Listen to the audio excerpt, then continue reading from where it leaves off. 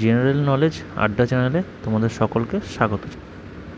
চাকরির পরীক্ষার উপযোগী একটি নতুন বিষয় নিয়ে আজ তোমাদের সামনে হাজির হয়েছি। আশা করি এই বিষয়গুলি জেনে রাখলে আগামী দিনে চাকরির পরীক্ষাতে তোমাদের খুবই উপকৃত হবে। তো শুরু করা যাক আজকের প্রশ্নোত্তর পর্ব। তো আজকের বিষয় হচ্ছে পশ্চিমবঙ্গের উচ্চতম, বৃহত্তম ও দীর্ঘতম স্থান। তো প্রথম প্রশ্নে আমরা চলে আসি। প্রথম প্রশ্নে রয়েছে পশ্চিমবঙ্গের উচ্চতম স্থান কি? এর সঠিক উত্তর হবে সান্দাকফু। এই প্রশ্নটি খুবই ইম্পর্ট্যান্ট এবং অনেক পরীক্ষাতে এসেছে এবং আগামী দিনেও পরীক্ষাতে আসবে। দ্বিতীয় প্রশ্ন হচ্ছে পশ্চিমবঙ্গের উচ্চতম রেল স্টেশন হলো ঘুম। এটা কোন জেলায় অবস্থিত? দার্জিলিং জেলায় অবস্থিত। তৃতীয় প্রশ্ন পশ্চিমবঙ্গের উচ্চতম স্তম্ভ কোনটি? শহীদ মিনার, যেটাকে আমরা মনুমেন্ট বলি, এটা কলকাতার ধর্মতলায় অবস্থিত। চতুর্থ প্রশ্ন পশ্চিমবঙ্গের উচ্চতম পর্বতশৃঙ্গ কোনটি? সান্দাকফু, যার উচ্চতা ৩৬০০ মিটার। পঞ্চম প্রশ্ন পশ্চিমবঙ্গের উচ্চতম স্মৃতিসৌধ কি? ভিক্টোরিয়া মেমোরিয়াল, এটা পশ্চিমবঙ্গের কলকাতায় অবস্থিত।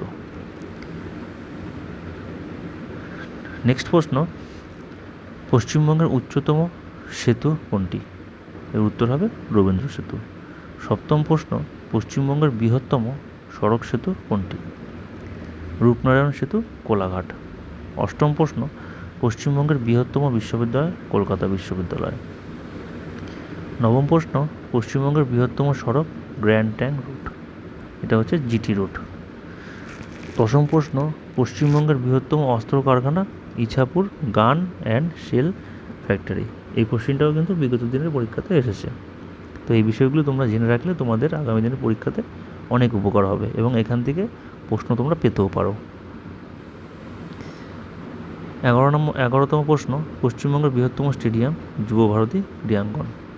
12তম প্রশ্ন পশ্চিমবঙ্গের বৃহত্তম রেল সেতু ফারাক্কা রেল সেতু, এটা মুর্শিদাবাদ জেলায় অবস্থিত।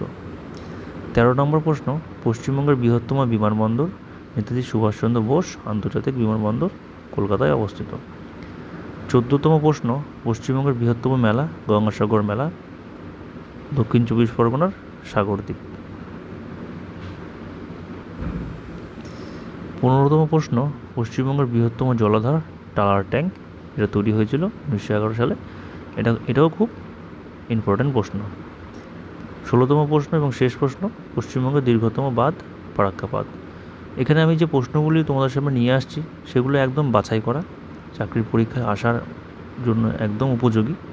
তো তোমরা এই বিষয়গুলিকে দেখে রাখবে, আশা করি তোমাদের কাজে লাগবে। তো ভিডিও শেষে তোমাদের কাছে একটাই অনুরোধ যে আমার এই ভিডিও থেকে যদি তোমরা অল্প হলেও উপকৃত হয়ে থাকো তবে এই ভিডিওটিকে তোমাদের বন্ধু বান্ধবের মধ্যে শেয়ার করবে এবং সাবস্ক্রাইব করবে, যাতে তোমাদের ফোনে সবার আগে নোটিফিকেশান চলে যায়। ধন্যবাদ।